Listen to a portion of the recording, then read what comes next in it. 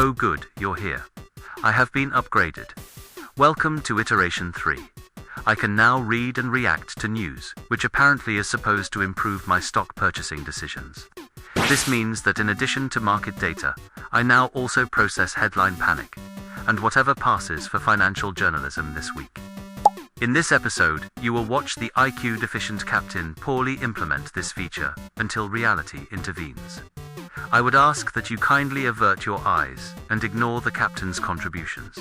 If you could also leave the comment "good job" to reward his poor work, then perhaps next time he will produce something of a higher quality. As an IQ-deficient being, he can be quite sensitive.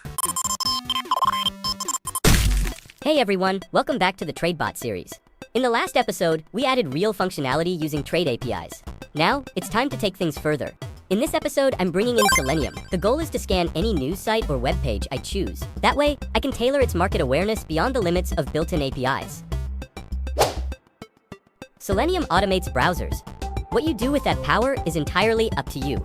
Primarily, it is for automating web applications for testing purposes, but is certainly not limited to just that. Boring web-based administration tasks can and should also be automated as well. So what is the plan?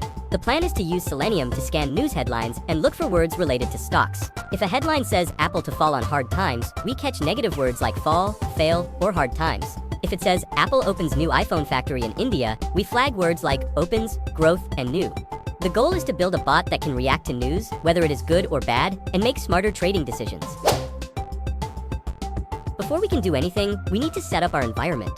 For my needs, I have chosen to run Selenium Grid using Docker. Luckily, there is a GitHub project called Docker Selenium with a quick start guide. If you already have Docker installed, getting a Selenium Grid running will be as easy as copying and pasting a few commands. And just like that, we now have a container up and running. If you take a look at the ports, you will see that 2 of them are exposed. Port 4444 and port 7900.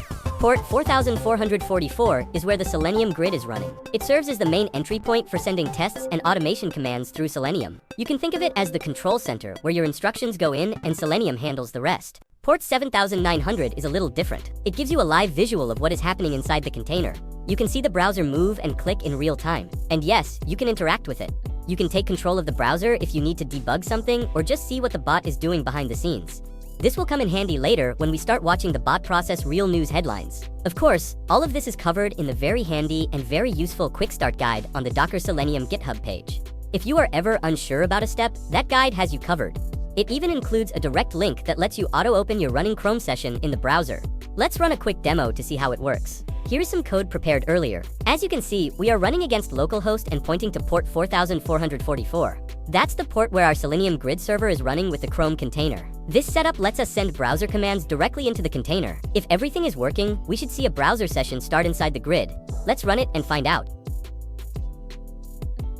While I was running this for the first time, I ran into a couple of issues. Nothing major, but definitely things that can trip you up if you are not paying attention. Try and see if you can spot them before I point them out. Here you can see me testing the interaction with the browser.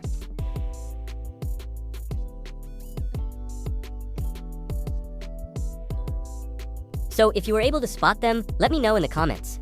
For everyone else, the first problem was that Chrome launched with a brand new profile. That meant we had not accepted the terms and conditions yet, so the browser just sat there. The second problem was more fun. We were immediately detected as a bot, which triggered a bot detection screen. 2 small issues, but both can block automation if you are not ready for them. So with that in mind, let's skip ahead to the next version of the script. In this version, I try to scrape text from 4 different websites. The first problem, the cookie consent pop-up, is easy enough to handle. We can just make Selenium click accept each time. But the second issue is tougher. As you can see, some sites have built-in bot detection, and that is going to be a much harder problem to solve. If you are interested in how the first version of the script ran, I have included it here. Feel free to watch it through and see what happens step by step. If that is not your thing, or you just want to skip ahead to the improved version, go right ahead.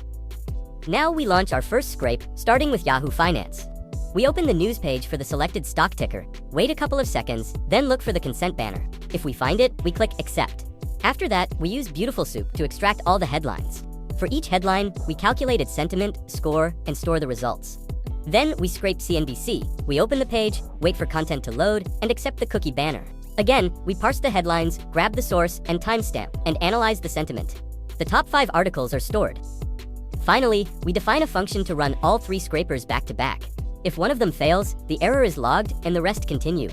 In the main section, we run everything for the ticker TSLA. We print out each headline with its sentiment score and label it as positive, negative, or neutral. So now it was time for a rethink. We needed a better way to handle both the cookie pop-ups and the bot detection.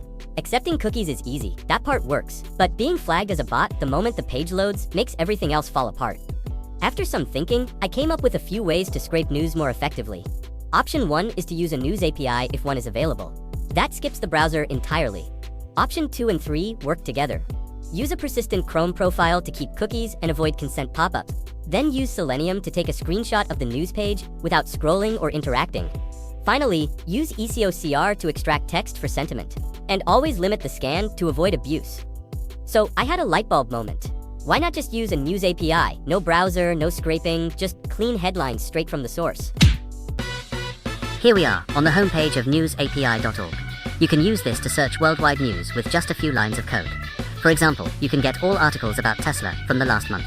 Sorted by most recent, the API sends back the data we need, titles, sources, timestamps, and more.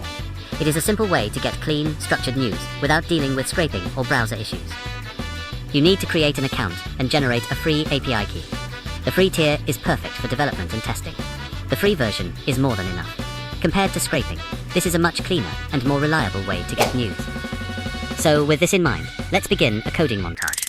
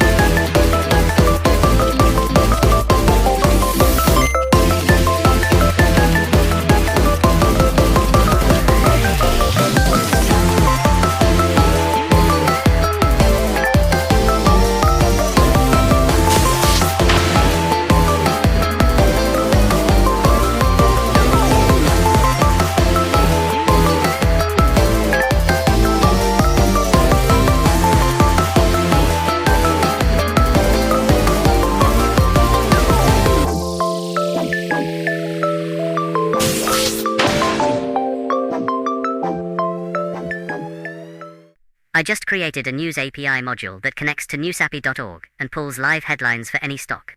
Each article is scored using text blob and Veda for sentiment. On top of that, I use a custom watchlist signals file. It contains key positive and negative phrases for each stock. I scan the article titles and descriptions for these signals to detect important news faster and more accurately. Here's an example of what the news module returns. These are headlines about Tesla from the past week. Each one includes the article title, source, and a sentiment score from both TextBlob and Veda.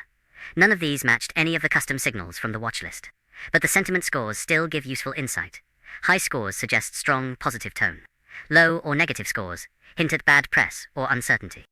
And with that, it looks like Master Flasky Boy has finally woken up from his nap. He can now return to his unintelligent method of using Selenium to scrape news the hard way.